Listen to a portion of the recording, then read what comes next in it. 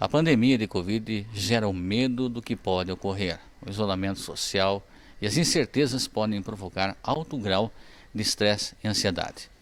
E todos, sejam crianças, adultos ou idosos, estão vulneráveis perante essa nova realidade. Mas a saída? Como gerenciar essa crise e ainda cuidar da saúde da mente? Para responder esta e outras questões, eu conversei com o psicólogo Daniel Kengerski, que atua junto ao Núcleo de Apoio à Saúde da Família, o NASF, aqui em Rebouças. Bem, Daniel, aumentou então nesse período da pandemia a procura de pessoas por ajuda psicológica? Como é que está essa questão?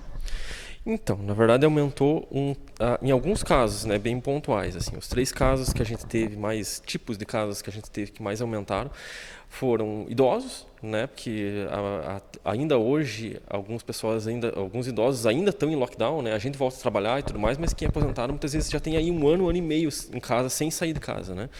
Então eles têm alguns que quando vêm eles também relatam essa questão da ansiedade, de depressão, de falta dos parentes, né?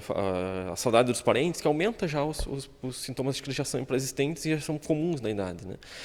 Também pessoas que tiveram perda de emprego ou que não estão conseguindo se colocar no mercado de trabalho hoje por conta da pandemia também. Então, aumentou bastante o caso de pessoas. As pessoas já estavam com ansiedade por conta do emprego e agora vendo a crise e as coisas, isso aumentou também, né? E outro tipo de demanda que a gente está tendo bastante são de mães que, devido à falta de creche, falta de escolas, tiveram que aprender nesse um ano e meio aí como lidar com os filhos o dia todo, né? E as crianças também estão ficando cada vez mais ansiosas em voltar para a escola, em voltar a rever os amigos e tudo mais, e as mães muitas vezes não dão conta dessa energia que elas têm, né?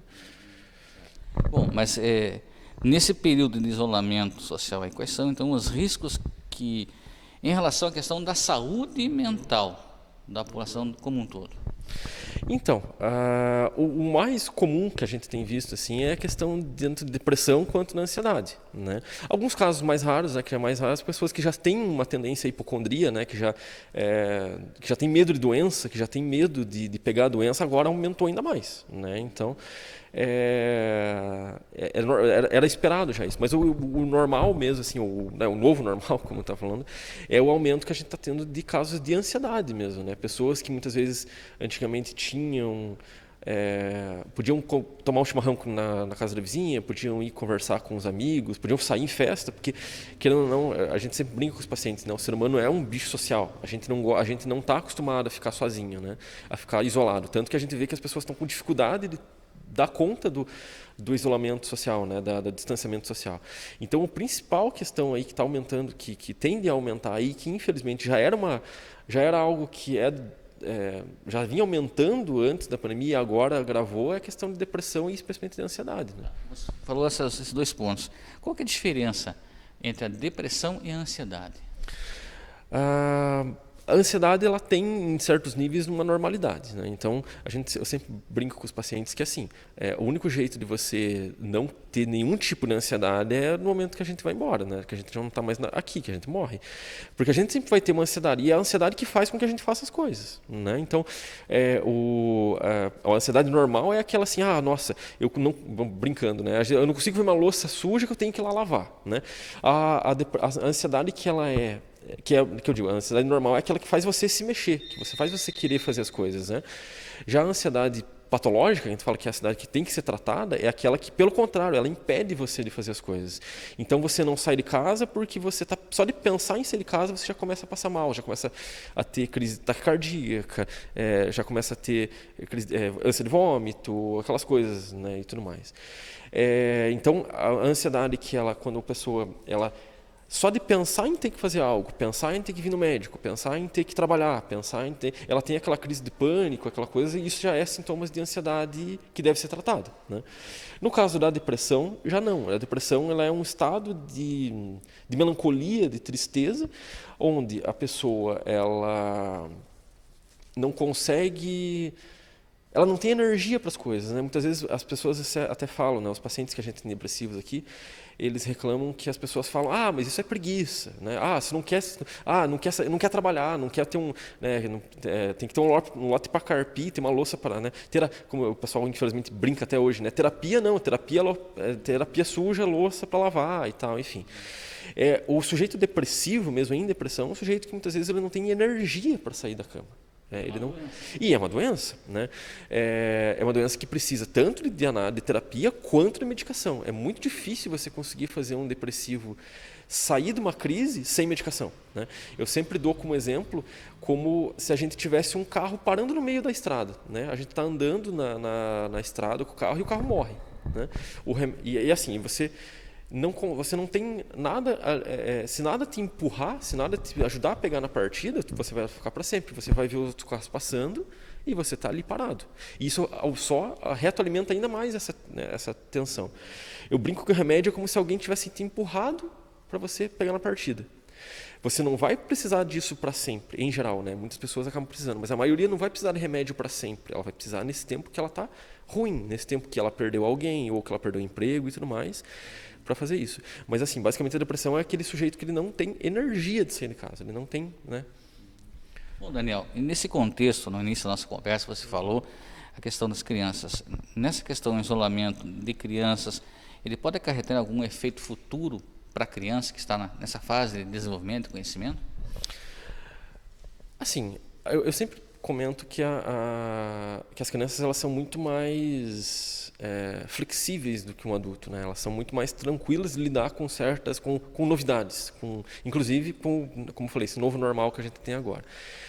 Se a gente for pensar assim, não tem como dizer, né? Não tem como afirmar, mas se a gente for pensar, as crianças elas já vêm hoje, atualmente, com uma socialização muito mais virtual do que física, né? Aí vamos pensar, o contato físico que a maioria das crianças hoje tem é na escola, que isso está sendo prejudicado. Talvez para o futuro a gente vai ter, para essas crianças que têm agora, uma dificuldade social, né? Uma dificuldade de se relacionar fora da internet, se relacionar com pessoas pessoalmente, né? Talvez uma crise de estresse, uma crise de pânico ainda maior para quando elas voltarem para a escola.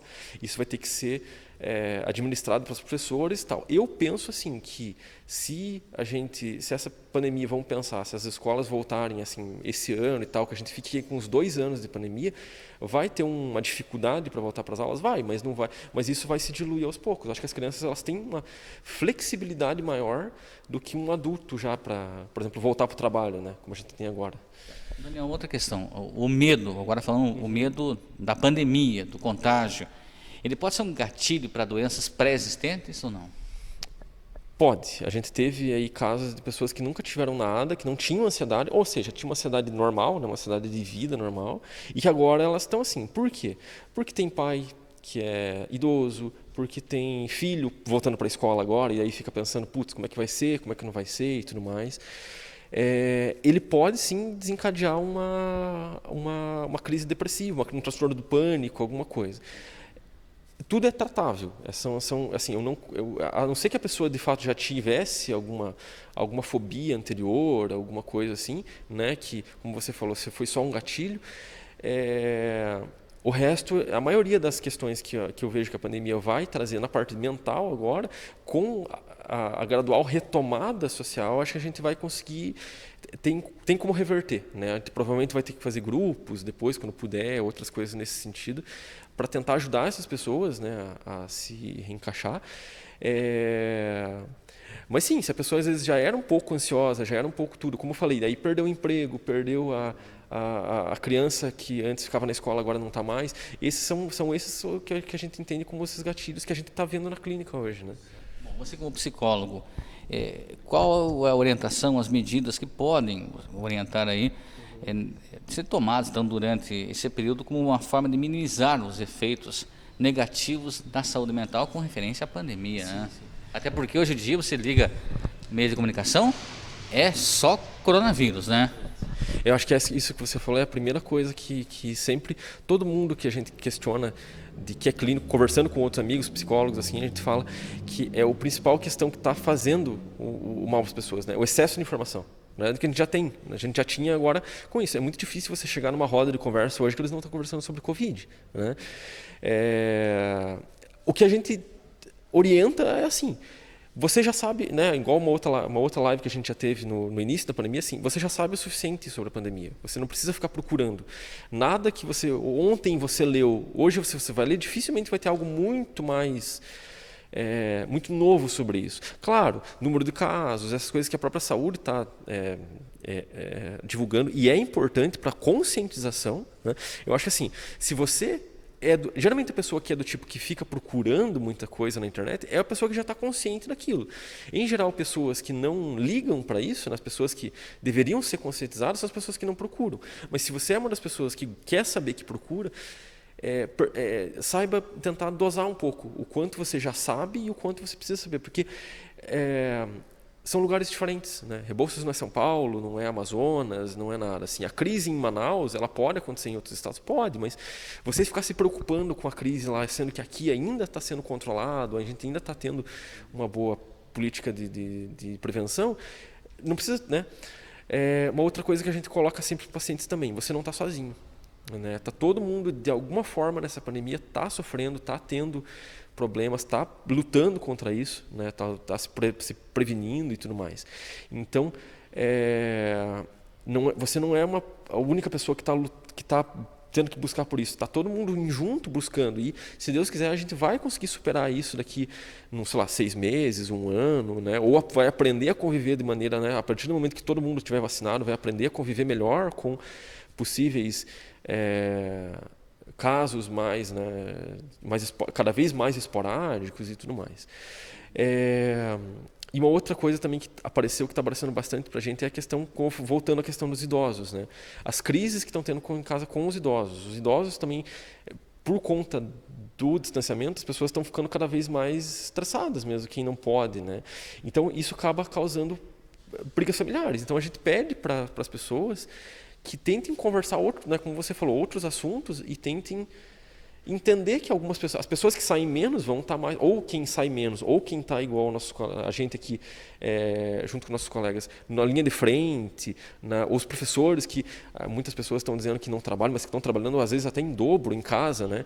Porque antes o professor ele saía, ele via os colegas e tudo, e agora o professor está em casa. Então, várias profissões aí que estão sendo mais afetadas, elas vão ficar mais fragilizadas. Então, entender que essas pessoas elas não estão assim porque querem também, né? Digo para os familiares, né? Essas pessoas estão... E são coisas básicas. E fora isso, assim, se você tem que ficar em casa, procura um hobby, procura fazer exercício. As academias estão voltando a abrir, mas se você tem medo de ir para a academia, tenta fazer um exercício em casa, alguma coisa que... né? Ou a gente às vezes fala para os pacientes meditação, ou até às vezes assistir um filme. Né? Ao invés de procurar alguma coisa sobre Covid, se você já sabe o suficiente, como eu falei, né? Vai assistir um filme, vai assistir uma coisa que não tem relação com isso. Né? Uma novela, um Big Brother, alguma coisa que retire um pouco o foco do negócio agora que... Né? Daniel, como é que funciona o atendimento? Quais são os dias que você presta atendimento aqui no NASF? Uhum. Então, aqui na saúde, eu estou aqui, né, de terça a sexta, né, o dia todo. Né? O NASF ele é ligado aos postos de saúde, né? Então cada dia de atendimento tem uma agenda específica para cada posto, né? Então você pode procurar, que as pessoas que quiserem ajuda podem procurar o posto de saúde, que eles têm a agenda lá, nossa, interligada, como diz aqui, né? No momento que eles marcam lá, a gente já está sabendo aqui, né? E claro, às vezes às vezes um paciente em crise, alguma coisa, a gente consegue abrir uma exceção para isso, né? Não estamos tendo grupos por conta disso, então os atendimentos são só mais individuais mesmo. E em casos mais que necessitem de medicação, a pessoa vem aqui, a gente faz o encaminhamento para o médico para iniciar a medicação, que, como eu falei, às vezes precisa. Né? Não é sempre que só uma orientação, uma conversa, ou uma série de acompanhamento vai ajudar sozinho, né? Como eu falei. Né? Mas é isso, a gente está aqui. E no caso eu estou de terça a sexta, mas o posto está aberto, né? Na hora que você puder marcar, o posto está aberto e a gente agenda para atender aqui. Então, a gente está atendendo só agendado, inclusive, é bom colocar, né? O agendamento com espaçamento para os pacientes não... Né? O salão aqui do NASF é grande, então às vezes as pessoas ficam com medo de vir no posto, mas no momento que estiver esperando aqui não vai ter necessidade de ficar em contato com ninguém, né?